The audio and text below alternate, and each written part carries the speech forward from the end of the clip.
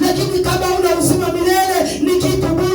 Lakini kama hauna chochote, una uzima milele, wewe ni matajiri katika matajiri walioko duniani, kwa sababu una uzima wa milele.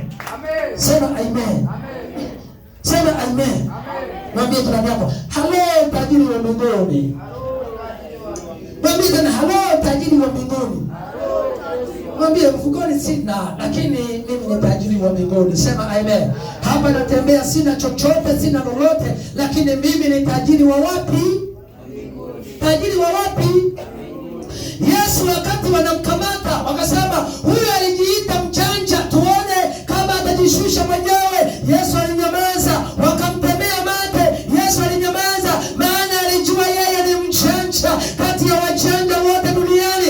Aliwaambia, watanikamata siku ya kwanza nitakaa kaburini, siku ya pili nitakaa kaburini, siku ya tatu nitakaa kaburini, na siku ya tatu hiyo nitafufuka. Hawakuamini, lakini ilipofika siku ya tatu alizikatetemeka, wafu wakafufuka, na kila kilichokuwa kinafahamika kikafahamika, na Yesu akafufuka kutoka kwa wafu akiwa mzima kwa ajili, kwa sababu alisema nitafufuka.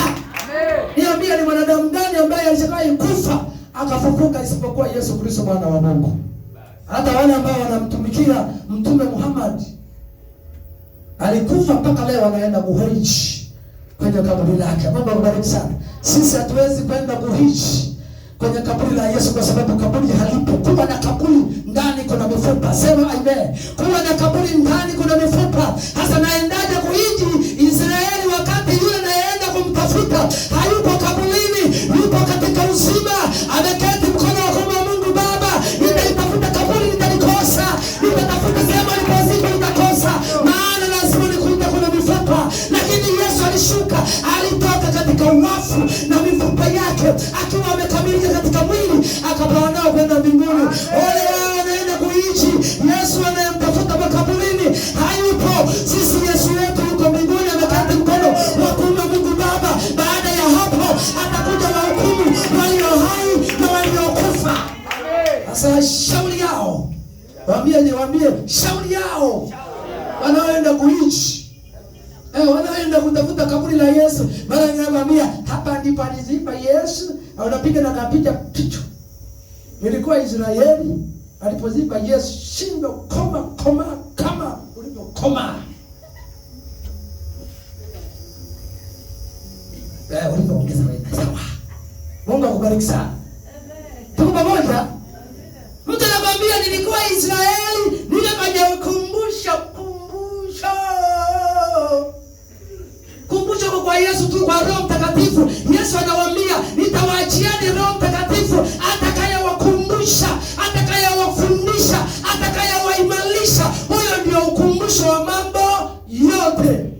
Eti mtu anasema piga na hapa, piga na hapa wakati anaingia kaburini, piga na hapa kwa Mariamu Magdalena. Wewe Mariamu Magdalena, Yesu yuko ndani yako. Mungu akubariki sana. Sitamtafuta kwenda tena kule alikozikwa. Sitamtafuta alipoenda kwa Warumi. Sitamtafuta alienda Nazareti. Sitamtafuta alipoenda sehemu fulani. Nitamtafuta ndani mwangu. Yesu anasema, apinabisha mlango, fungua mlango wako, nataka kuingia ndani, nifanye makao ndani mwako ili uonekane wa thamani. Na ndio maana sisi ni wa thamani, hatusumbushwi wala hatusumbuliwi na kwenda kwa hichi. Mungu akubariki sana. Tuko pamoja, tungia mkono wale na Mungu akubariki sana. Mwambie jirani yako, wewe ni wa thamani sana. Mwambie tena, wewe ni wa thamani sana. Alafu mwambie, I love you so much. Alafu mwambie, uende wapi ukateseke. Mwambie tena, uende wapi ukateseke. Kwa Yesu ni raha. Na ndio maana umeingia hapo jaambiwa utoi fungu la 10 na sadaka, na ndio maana ufanikiwi, magonjwa kwako yaishi. Kwa hiyo kutawala yangu ndio magonjwa yanakuwepo.